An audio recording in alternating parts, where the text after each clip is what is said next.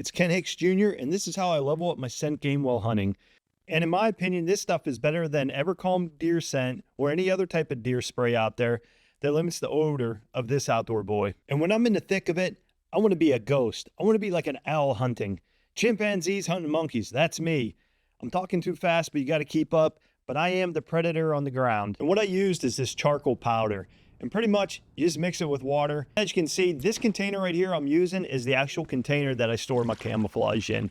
The first thing you do is you got to mix the powder in with the water so it's pretty much dissolves and it's just all watery, like as you can see here. Where I messed up is I put all my heavy camo in this container and everything. I wouldn't recommend that.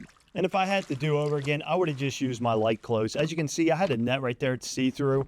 And that's something when I'm ground hunting, I'll just hang that in front of me. And this is why, because once you let this stuff soak for about like 3 hours or something, there's a lot of water in there. And this waterproof jacket, it just holds inside the jacket. I mean, it doesn't go in and it's hard to get out. I found this type of little hanging device. It works good, but whatever you guys have is gonna work good. The hardest part, like I said, why I would use thinner garments is getting the water out. So here I am, literally, I had to put this stuff on the concrete, kneel on it, roll it up, kneel on it. It's such a pain. But after I got it hung out, I mean, everything seemed okay. But the thicker stuff, I had to bump it up a notch. And that's where my sauna came into play. So I hung up everything in the sauna. And the sauna at the roof level, it gets 210 degrees. But it still took a few hours for this stuff to dry out.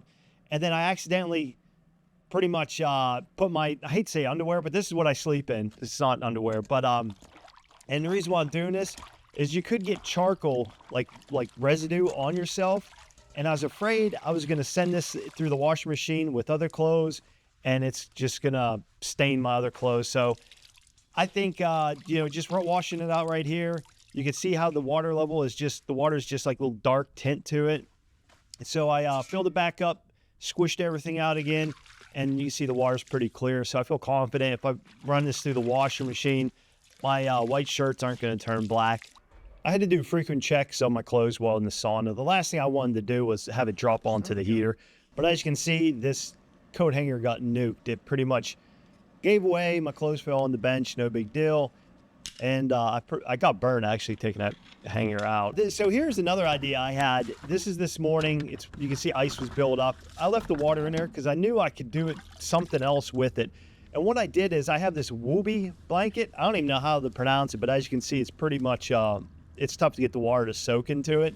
And this is like a marine poncho that I picked up at an Army surplus store. And my idea of this is I'm gonna soak it in here for about, again, 3 hours or so. And then I'm gonna, squish all the water out, let it hang out, dry out. And then I'm gonna keep this inside that container. And the real reason for this is as the season goes on, I can take my camo, place it into the container while this blanket is wrapped around my camo, and hopefully the extra carbon that's in the blanket will absorb some of the odor that was on the camo that I've been using. But I love this blanket for blinds or ground bunkers. And this, again, is the carbon I used. You can use whatever you want, but this is what I use. So anyway, guys, I hope you enjoyed this.